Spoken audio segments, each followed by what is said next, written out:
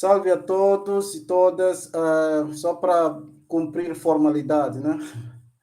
Esta é a mesa 3 de comunicação do 4º Congresso da Sociedade Brasileira de Filosofia e Educação, cujo tema este ano é Política e Filosofia na Escola, a urgência do pensamento. Então, na mesa de hoje estarão, no caso, as duas que não entraram, que é a doutoranda Aldenora Conceição de Macedo, doutora Kátia Piccolo Viero de Vecchi. As duas têm um texto intitulado Integrando Interseccionalidade e Justiça Social nas Pesquisas em Educação.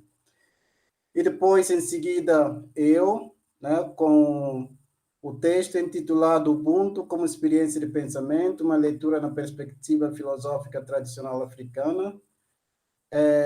Em seguida, a doutora Marta Regina Furlan de Oliveira e mestra Roberta Franciela Silva, com o texto O Brincar na Contemporaneidade e a Fetichização da Mercadoria. E, por último, a doutoranda Fernanda Neri de Oliveira, e também com a mestra Roberta Franciela Silva, com o texto O Jogo Eletrônico e a Semiformação na Infância. Bom, sejam todas bem-vindas. A palavra é com você, Fernanda. Tudo bem, eu vou compartilhar aqui a apresentação, tá? Só um instante. Então, boa tarde a todos e a todas. Meu nome é Fernanda. Eu tive imenso prazer de escrever esse artigo com a minha amiga Roberta, que eu conheço desde os tempos da graduação em Pedagogia aí pela UEL, Universidade Estadual de Londrina. E o título escolhido para esse trabalho é O Jogo Eletrônico e a Semi-Formação na Infância. E esse trabalho, ele é fruto das nossas pesquisas de mestrado, que foram finalizadas entre os anos de 2019 e 2020, ambas orientadas pela professora doutora Marta Regina Furlan de Oliveira. E eu vou falar por mim, depois dou a palavra para a Roberta falar um pouco sobre a formação dela também.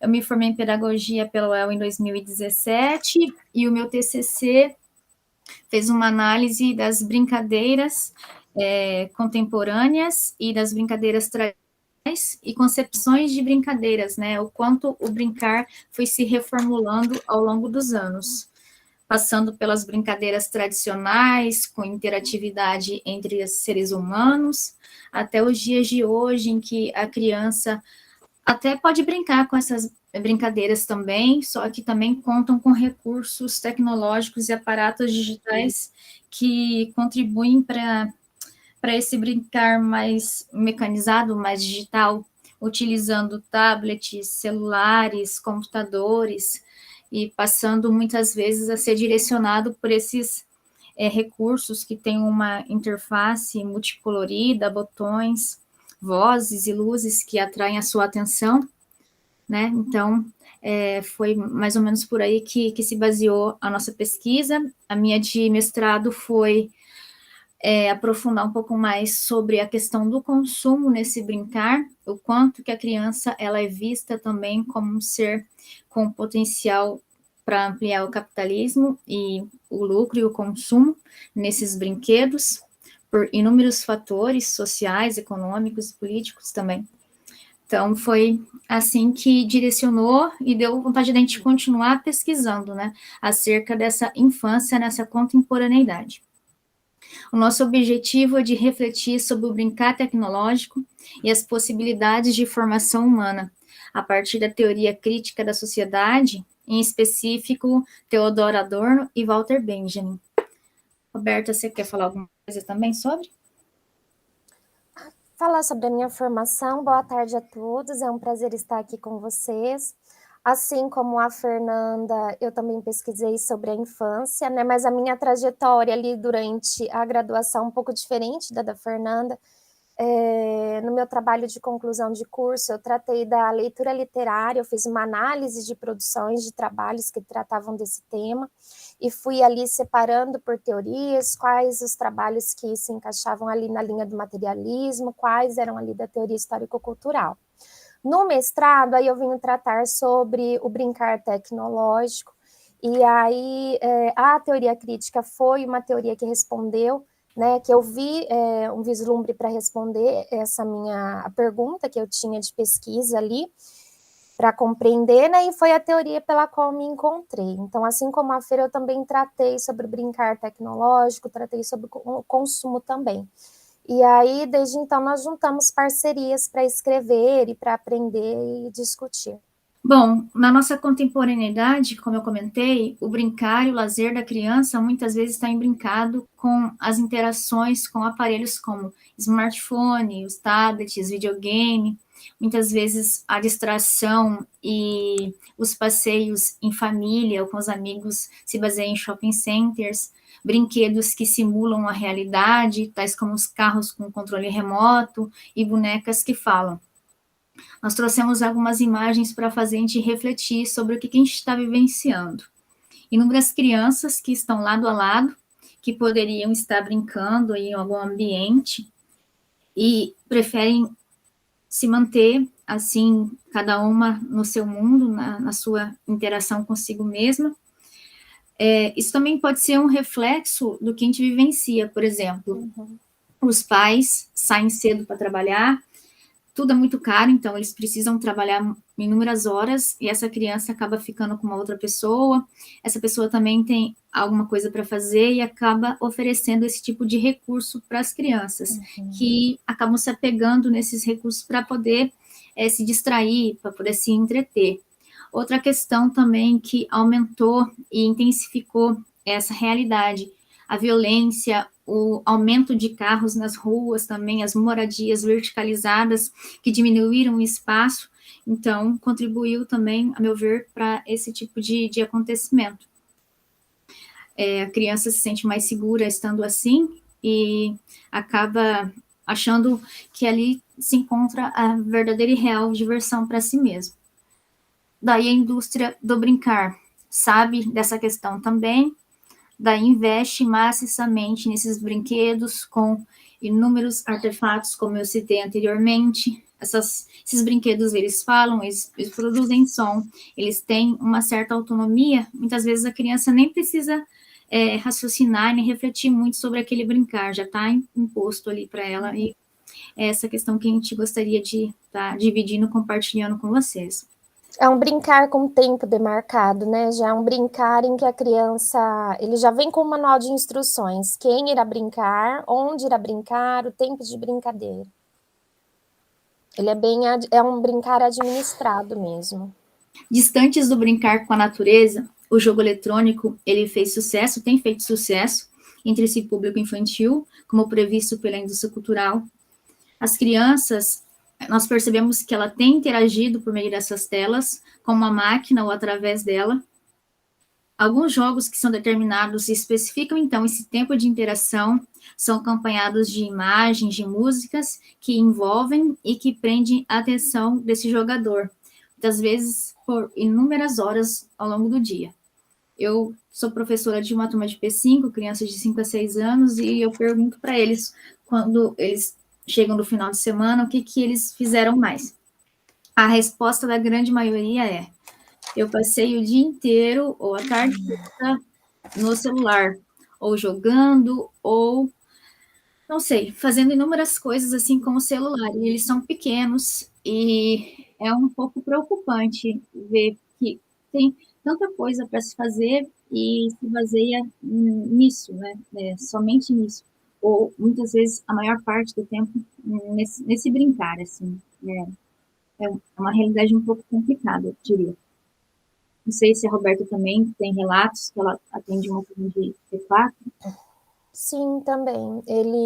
As crianças, além de brincar com aquele brinquedo físico, né, que é tecnológico, elas também brincam com esse brinquedo eletrônico por meio das telas. E assim, nós não vamos entrar numa discussão que seja psicológica, né? A gente já sabe todos os malefícios, mas filosoficamente a gente já sabe o comprometimento, né?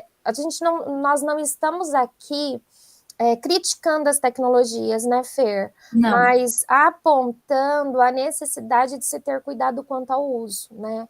E quanto elas podem trazer um regresso para o campo da ética, das relações e da formação humana das crianças.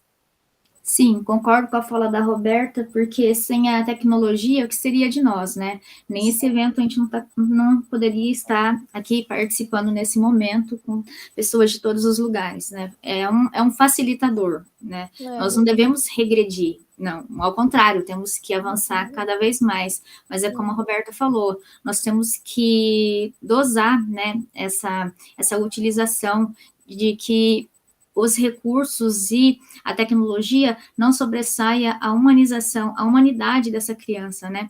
A subjetividade dela, enquanto ser humano, enquanto sujeito. Então, é a questão do adulto saber conduzir, mediar os pais enquanto os pais, a família enquanto família, e nós enquanto professores, o que podemos contribuir para o crescimento, para o desenvolvimento dessa criança. Nós trazemos alguns aportes teóricos, né, para sustentar a nossa fala. Walter Benjamin, em 2009, ele disse que o brincar na modernidade provoca um estranhamento naquele que brinca, uma vez que ele já vem pronto e acabado, que é o que nós estamos falando aqui desde o começo da nossa apresentação. E Silva, no caso, a Roberta, ela trouxe essa citação, é da sua dissertação, né, Rô? Sim. Sim, aí ela defende que o jogo se vende com a falsa aparência de educativo, instaurando-se como um instrumento de repetição, contendo em sua essência a semiformação, pois a semiformação passou a ser a forma dominante de consciência atual. Quer trazer algum elemento, Rô, que te fez pensar sobre? Na dissertação eu fiz uma análise de jogos, né, de aplicativos, então fui pegando jogos, a minha intenção era de verificar quais os jogos que as crianças mais tinham acesso, quais elas mais jogavam.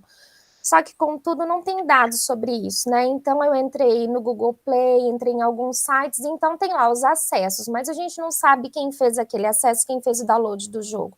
Não dá para saber se é a criança, se é o adulto que fez, né, esse download. Mas o certo é que esses jogos, eles, em sua maioria, trazem ali um slogan de educativo, mas eles são semiformativos, porque eles vêm reafirmar a repetição, né? Alguns aplicativos, eles vinham até com uma limitação de acesso, então aqueles jogos que você via que eles eram formativos, que podiam trazer alguma formação para as crianças, ele se limitava, então eles eram jogos pagos, então os pais tinham que ter um acesso ali. E por isso mesmo que eu coloquei essa essência mesmo da formação, né? Porque vem uma formação incompleta mesmo, né? Uma pseudo-formação. E a gente pode visualizar rapidamente, assim, que é uma formação mesmo para o trabalho. Aquela questão de repetição, né? A criança, desde muito pequena, ali no jogo, ela aprende a repetir, aprende o que ela deve fazer, tudo ali já está pensado para ela fazer. Então, ela não brinca, não é de fato um jogo, né? É uma repetição. Novamente, Walter Benjamin, ele diz que a experiência que resultaria em formação humana passaria pelo jogo, brincadeiras permeadas de experiência e narrativas, que a modernidade não possibilitaria nesse contexto. É a indústria cultural que irá guiar a racionalidade técnica. Não podemos e nem devemos afastar essas crianças das telas e dos jogos, mas sim, igual nós falamos anteriormente, fazer o uso dessa razão para oferecer e fortalecer, né, a elas outras possibilidades, né, sendo necessária atenção ao conteúdo implícito e explícito nesse acesso, estipular o tempo que ela vai ficar manuseando esse recurso. Uma vez eu tive uma palestra com uma, acho que é neurocientista, se eu não me engano, e ela falou que tinha 2 filhos e ela só deixava eles ficarem 5 minutos em frente às telas, porque era o suficiente. Enfim, mas passar o dia inteiro na frente de um celular é bem complicado para uma criança. Espaço e conteúdo também, né? Tem que ser muito bem delimitado e explorado. Como a gente falou também, a preocupação está em combater a frieza e o individualismo que foram instaurados nessa modernidade, que vem chegando e alcançando as nossas crianças de uma forma velada, de uma forma sutil, e que levam à semi-informação. E essa é a nossa preocupação. Aí nós trouxemos algumas palavras-chave, né, porque foi um resumo que a gente submeteu, que é a infância, os jogos eletrônicos, a indústria cultural e a semi-formação. E as referências que usamos, Adorno, Benjamin, a Roberta Silva. E é isso, gente. Obrigada. Parabéns. Ótimo. Agora eu vou passar para a Roberta, que seria um texto da Roberta e Marta, né? E a Roberta que vai apresentar. O título, de novo, do texto é O Brincar na Contemporaneidade e a Fetichização da Mercadoria. Roberta, é com você, por favor. Isso, boa tarde novamente a todos. Eu quero dizer que é um prazer eu estar aqui com vocês. Adiante eu vou apresentar, né, um recorte de uma pesquisa minha de mestrado, desenvolvida no âmbito do programa de pós-graduação em educação da Universidade Estadual de Londrina, em 2021. E no mestrado eu tratei sobre a infância, né, pela qual eu tenho um carinho muito grande, eu acredito na necessidade dessa discussão, né, e de ser considerada essa infância. Eu queria novamente pedir desculpas pela professora Marta não estar aqui, mas ela tinha os afazeres dela da universidade, então ela pede desculpas por não estar também. Eu vou tentar colocar os slides, então vamos lá, o trabalho foi escrito por mim, Roberta, e pela professora, sob orientação da professora Marta Regina Furlan. Aqui na introdução eu trago uma citação do Walter Benjamin, né, que a criança é aquela que pode fazer saltar de um simples pedacinho de madeira, e uma pinha ou uma pedrinha, as mais diferentes figuras, ou seja, a criança é aquela que de um cabo de vassoura faz espada, cavalo, muleta, tudo o que a sua imaginação mandar. A partir dessa citação, então, né, que eu trago, é proposta aqui na discussão desdobramento para a gente, né, tentar fazer uma discussão, apesar de que seja só um resumo, mas a busca, né, foi chamar a atenção para ter um outro olhar para essa infância e um olhar crítico e sensível para esse tempo presente, né, para que nós não caiamos nas malhas da semiformação, né, permitindo que somente os brinquedos tecnológicos eles definam, né, a nossa essência e a nossa humanidade. Por isso que nós trouxemos aqui o brincar e a fetichização desse brincar. O objetivo, então, e a metodologia foi discutir o brincar nessa contemporaneidade e a fetichização da mercadoria, a fim de nós pensarmos em outras possibilidades brincantes para as crianças. O referencial teórico, então, está pautado na Escola de Frankfurt, nas leituras do Adorno, do Walter Benjamin, que discutem a infância na contemporaneidade, e outros autores que dialogam com a mesma base teórica. Aqui, né, eu trago uma criancinha ali com uma sacolinha já de shopping, né, olhando a vitrine, né, porque que infância é essa que nós estamos falando agora na contemporaneidade? Que brincar é esse, né? A infância é uma categoria social, né, ela deve ser compreendida como um espaço e tempo de construção a partir do contato das crianças com a cultura. Cultura essa que na contemporaneidade é marcada por um brincar cada vez mais tecnológico e pela cultura lúdica digital, propiciada pelos aplicativos e jogos virtuais. Então, assim como no trabalho apresentado anteriormente entre eu e a Fernanda, né, nós vemos que esse brincar e essa infância, ela se modificou com o tempo, né, as crianças brincam de uma outra forma por fatores aí que a Fer já explorou no trabalho, né, o trabalho dos pais, a vinda de muitas famílias para a cidade, a moradia, a violência, né, as crianças hoje não vivenciam mais as ruas, né, o espaço das ruas que anteriormente, que Walter Benjamin fala, né, deles vivenciarem esse espaço, de pertencerem a essas ruas, as crianças não vivenciam mais isso hoje, né? E na década ali de 1990, a indústria dos brinquedos, né, ela lança uma gama ali de brinquedos, de bonecas e bonecos, que eles interagem com as crianças. Então, anteriormente as crianças tinham um brincar livre e ali elas passa a ter uma maior produção de brinquedos voltados para elas, né? Então, são carrinhos com controle remoto, né? São bichinhos virtuais que necessitam de cuidados básicos, de alimentação, de higiene, de sono. e que tem exigido do sujeito brincante, dessa criança que brinca, pouca ou nenhuma imaginação durante a brincadeira. Então, no contexto da sociedade mercadológica, né, as crianças são atraídas pelas telas, quando, né, elas usam, as telas atraem, as cores atraem, esses personagens. E nesse contexto, a indústria cultural, através do marketing, né, e das propagandas, ela vai criando necessidades de consumo ali nas crianças, desses diferentes produtos, que são vestuários, alimentos e brinquedos, né, e que acabam ali passando uma informação para as crianças de que elas necessitam desses objetos e de cada vez mais deles, né? E de como elas devem se relacionar com outras crianças. Então, se ela brinca com objetos, se o objeto ali faz as mesmas ações que uma outra criança, né? Se ela fala, se ela pede, se ela repete, então as crianças vai passando uma mensagem de que não precisa do outro.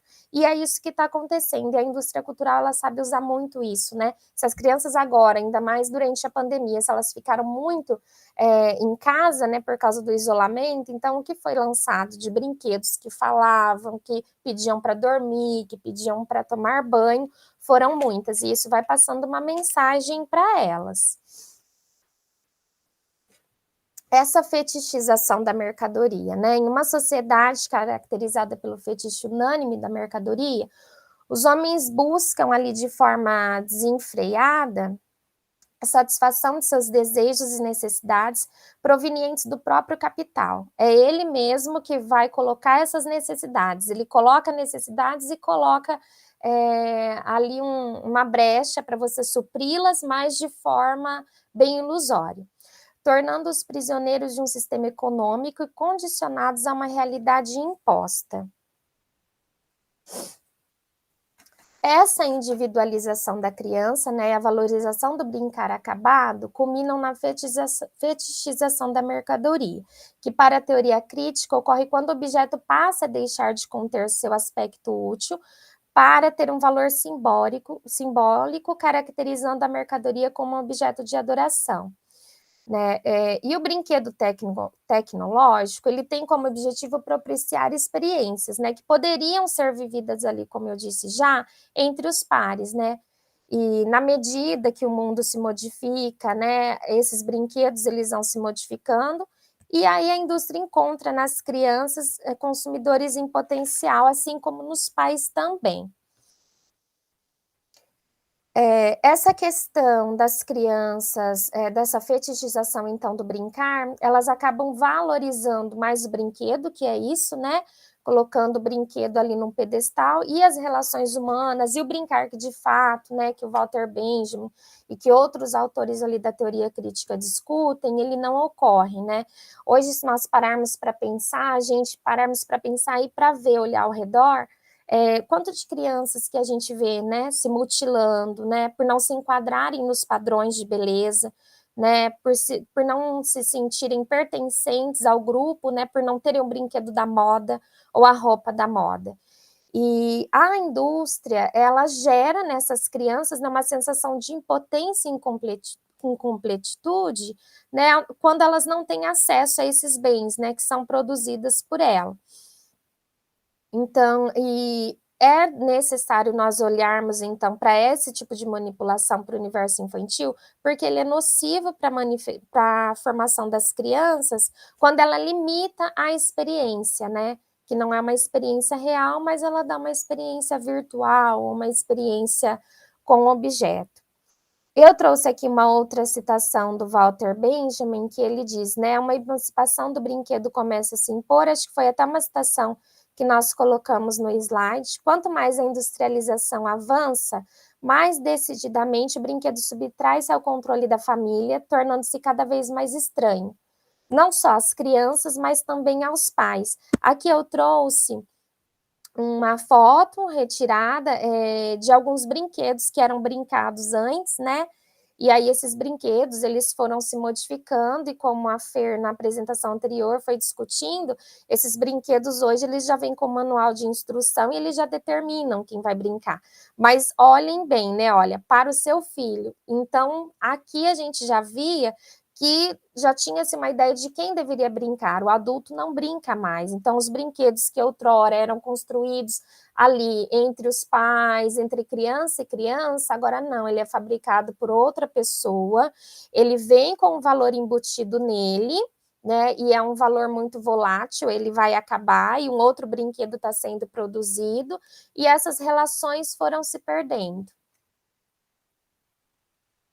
Então, assim, né, nós destacamos, né, que o brincar é uma necessidade lúdica, e o quanto as crianças são capazes de criar e recriar enredos, mesmo sem esses brinquedos, né, que representam, muitas vezes vem embutido neles um status, né, de uma falsa aparência de quem nós somos, né.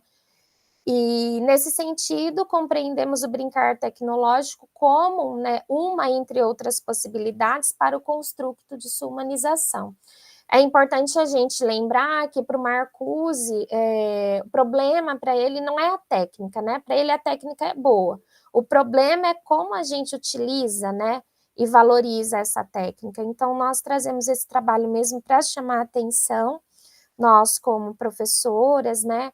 E como eu atuo na educação infantil, do quanto é importante essa consciência, né? Então, a gente não quer demonizar o brinquedo, nem a indústria cultural, nem as tecnologias, mas a necessidade de consciência do que eu estou levando para a criança, do que eu estou apresentando para ela. E por mais que ali o Walter Benjamin, ele deixa a gente um pouquinho triste, né, quando ele coloca ali que o brinquedo, ele já é emancipado por si só, deixa a gente um pouco triste. Tem algumas ali, na própria indústria cultural, na própria sociedade moderna, a gente consegue ali encontrar na arte, na literatura, no cinema, possibilidades, né, de experiências e de brincadeiras para as crianças. Essas são as referências que foram utilizadas. Mas muito obrigada pela atenção. Espero ter conseguido expor o que eu queria. Gente, você conseguiu fazer da melhor maneira. Foi excelente. Parabéns. Excelente mesmo. Bom, eu estava dizendo que grato por esse momento, por essa oportunidade de participar deste evento. Para mim é a primeira vez e, assim, é uma oportunidade também de a gente falar sobre o que a gente pesquisa, os elementos que contém ou que constam no nosso projeto de pesquisa e tal. Bom, meu nome é Antônio Oliveira Ju, eu sou natural de Guiné-Bissau. Guiné-Bissau é um dos países da costa ocidental da África. Sou estudante de doutorado na UEL, tenho graduação em filosofia pela Spiritan University College, na Gana, graduação em teologia pela PUC Paraná, mestrado em educação pela UEL e atualmente agora fazendo doutorado orientando do professor Darcísio Natal Muraro. Ele também é autor desse texto. Bom, a ideia nossa é de pensar um texto a partir de uma ideia decolonial, né? Essa decolonialidade é uma percepção que direciona nosso projeto de pesquisa. Tem um pensador argentino, Walter Mignolo, ele dizia que a decolonialidade não pode ser simplesmente um método ou uma perspectiva, mas, antes de tudo, deve ser um agir, né? Um agir com a finalidade de superar os efeitos da colonialidade, né? Então, por isso que propomos pensar esse texto com esse título, né? Trazer o conceito do Ubuntu para pensar experiência de pensamento, né? A questão que a gente levanta nesse texto é justamente pensar a experiência de pensamento, né, como base para a formação humana libertadora na visão africana. Como metodologia, é um texto assim de caráter bibliográfico, né? Constituindo-se numa pesquisa qualitativa da abordagem conceitual, né? Porque o objetivo nosso é analisar o conceito de experiência de pensamento a partir da umbrella, né? Essa categoria chamada Ubuntu. Então, o pensamento em si, em filosofia, se constitui no processo de percepção, observação e análise do curso de acontecimentos, processando informações de modo a ter ideias conectadas para aprender a relação entre causa e efeito do agir humano. Essa definição, essa concepção, isso acontece em qualquer lugar do ser humano. Mas a dominação epistêmica colonial estabelece critérios para que o pensamento seja válido ou não. E esses critérios entram justamente a racionalidade, a individualidade, a universalidade, e também no próprio aspecto do futuro abstrato, né? Desse jeito, com essa forma, exclui outras formas de pensamento que não são ocidentais. Então, ao nosso ver, há uma necessidade de pensar outras experiências, né? Uma delas é africana, pelo Ubuntu. Então, a libertação, nesse exercício da decolonialidade, a libertação implicaria romper com essa lógica de dominação em favor dos valores da comunidade. Lembrando que o Ubuntu, esse conceito ela não enfatiza a individualidade, mas sim a comunidade. Por quê? Porque os indivíduos se fazem na comunidade e não em si, e não individualmente, né? Mas a realização desses indivíduos, o tornar-se desses indivíduos acontecem na comunidade. Então, o Ubuntu é uma experiência de pensamento comum entre muitas culturas subsaarianas nas sociedades tradicionais africanas, que consiste no ser sendo, né, na interligação constante entre os seres humanos.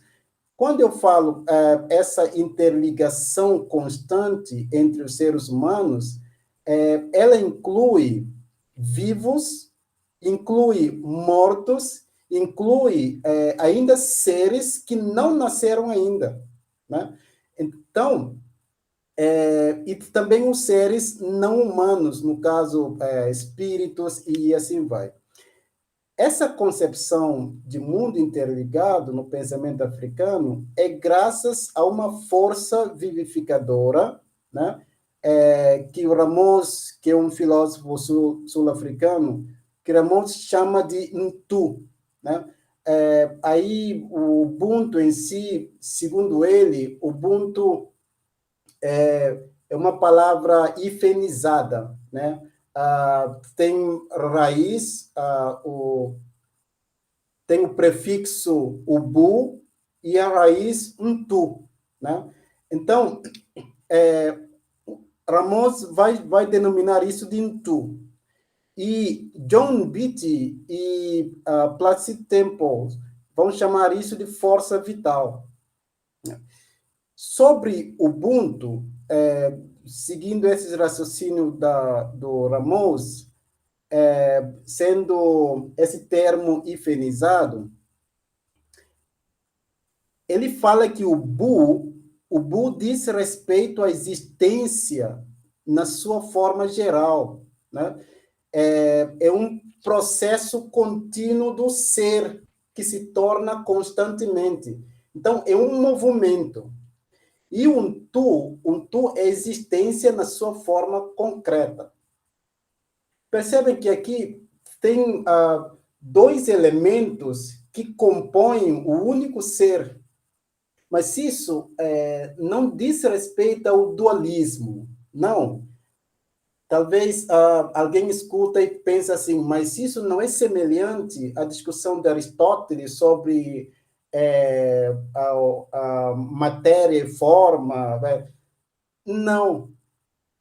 Porque esse movimento de Ubu, dessa existência em termos gerais, esse movimento é ele que faz esse ser se tornar constantemente. Por isso que o ser humano, na visão africana, ela não é um ser humano, aquilo que Freire chama de acabado, né? Não é um ser humano acabado, mas é um ser humano que se torna, né? É ser sendo. Ele se transforma constantemente. E Untu é raiz de muitas palavras comuns, né, nas línguas do povo Bantu, né? E dessa língua, no caso Nguni, que veio o Ubuntu, né? O Ubuntu, né? Ubuntu. Untu literalmente significa essa força vital. E como tal, ela encontra-se na palavra também muito, que é o sujeito, o sujeito que possui consciência, esse sujeito que não é apenas só o lógico, o racional. Não, ele é o sujeito, o ser humano que tem a humanidade, e para ele ter essa humanidade, ele reconhece essa mesma humanidade nos outros, né? Como força vital, Untu, ele difere da proposta como Placide Tempos entende força vital. Porque força vital de Placide Tempos é como se fosse um ser supremo, um ser supremo que move tudo. Não, não. Mas para Ramos, Untu tem a ver com o contexto da experiência da multidimensionalidade da realidade humana através de um renascimento da comunidade, ou seja, um movimento contínuo, um tornar-se da comunidade. Assim, todos os membros, né, os membros da comunidade, têm de perceber que as suas experiências vividas não se limitam às suas vidas individuais, né? Os indivíduos podem influenciar a comunidade. Sim, isso é fato.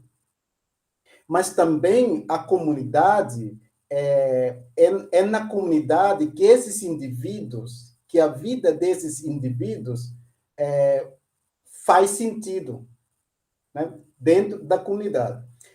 Por isso, dentro desse processo de reconstituição, do reviver a comunidade, se toma muita consciência dessa multidimensionalidade, né?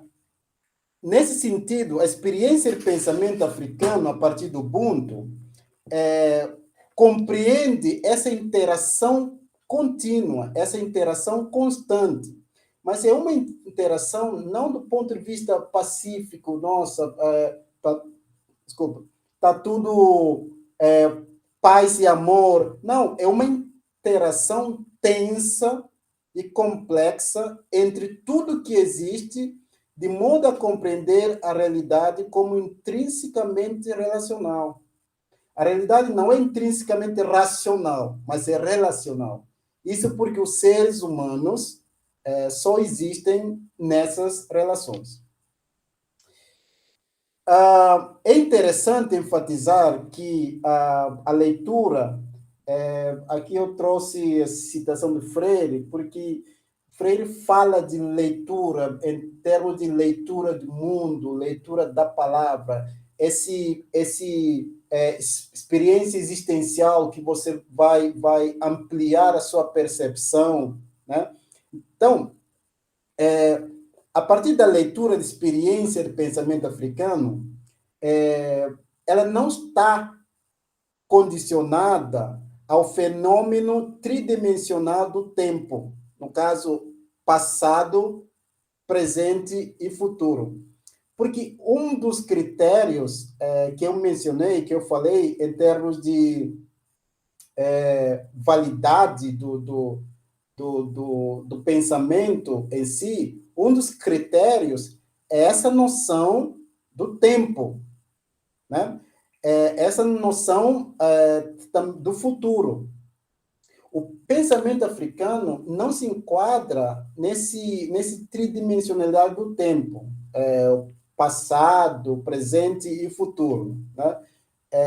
A filosofia trabalha muito com, às vezes, suposições, hipóteses, né, em termos futuros.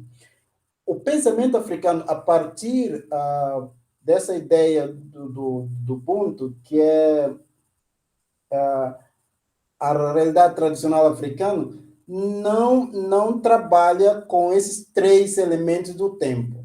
Mas sim, segundo Mbiti, só tem 2 elementos, que é o passado e o presente. Mbiti foi criticado, Mbiti é um filósofo queniano, ele foi criticado, assim, dizendo que ele resumiu todo o pensamento africano dentro desse erro, dizendo que as línguas, né, as línguas africanas não têm essa dimensão do futuro, né? Mas, ao meu ver, eu acho que as críticas que Mbiti recebeu foram críticas injustas, porque Mbiti ele não estava se referindo apenas à questão linguística. É verdade, ele analisou apenas uma das línguas, né, de uma das etnias que compõem o povo Bantu. Segundo ele, na língua dessa etnia, não consta, ou a estrutura não cabe, não tem um elemento do futuro, né? Futuro aqui é futuro subjuntivo. Sabe aquele futuro que você imagina por imaginar, né? Segundo ele, essa etnia, a língua dessa etnia não tem esse elemento. Mas, a meu ver, a discussão é mais a fundo, a discussão é mais filosófica aqui.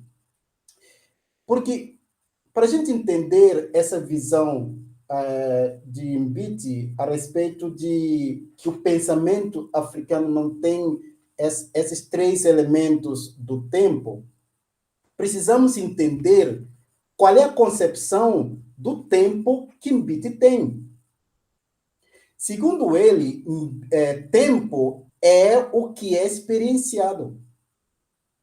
Tempo é o que é experienciado. Então, o passado, sim, eu experienciei o passado. O presente, sim. Agora, não tem como eu experienciar o futuro. Então, o futuro, na lógica dele, o futuro vira uma suposição vazia, porque não tem como você experienciar o futuro. Isso mostra que, a meu ver, isso mostra uma compreensão básica dos, eu diria assim, conceitos filosóficos básicos na perspectiva africana. Porque não é... Aqui eu faço uma observação, porque Mbiti ele não nega de que existe a dimensão do futuro em outras línguas africanas. Uma das críticas assim que ele sofreu foi que ele colocou todas as culturas, todas essas línguas, como se não tivessem essa dimensão do futuro. Que, a meu ver, não. Porque ele reconhece também que existe o futuro, mas eles chamam isso futuro imediato. Futuro imediato, por exemplo, se eu vou cultivar arroz, nossa, já falta um minuto. Já falta um minuto. Se eu vou cultivar arroz, aí eu tenho uma safra bem gigantesco, tal. Eu vou guardar a safra pensando no futuro. Tipo, se eu não fizer isso, eu sei que pode vir o tempo que a gente pode não ter nada e podemos passar fome. Então, quando eu guardo isso, eu estou pensando no futuro. Ele chama isso de futuro imediato, mas veja que isso é fenômeno natural.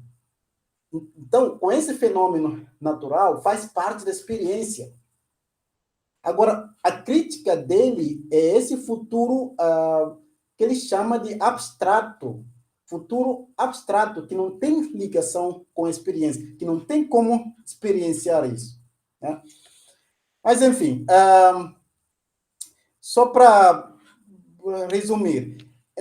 Então, para Mbiti, o tempo é inseparável do fenômeno real ou eventos potenciais. Né?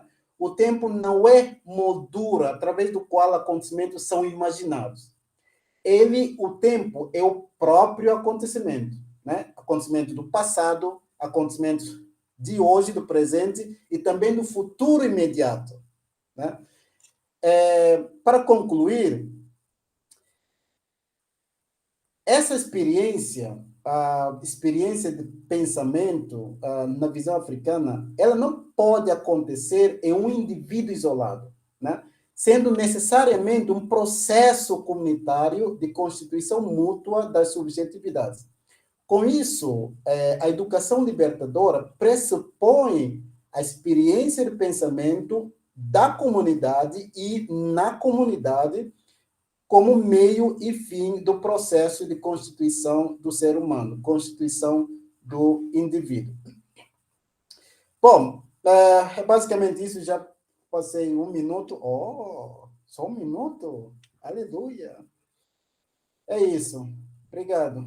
Obrigado por ter me escutado, gente. Agradeço a contribuição, agradeço as apresentações. A título de registro, encerramos aqui a mesa 3 do 4º Congresso da Sociedade Brasileira de Filosofia e Educação, que contou com as apresentações da Fernanda, né? A Fernanda que iniciou, Fernanda e a Roberta, com o texto intitulado Jogo Eletrônico e a Semiformação na Infância. E depois a Roberta Franciele também, em seguida, com o texto Brincar na Contemporaneidade e a Fetichização da Mercadoria. E depois, por mim, também com o texto Ubuntu como Experiência de Pensamento, uma leitura na perspectiva filosófica tradicional africana.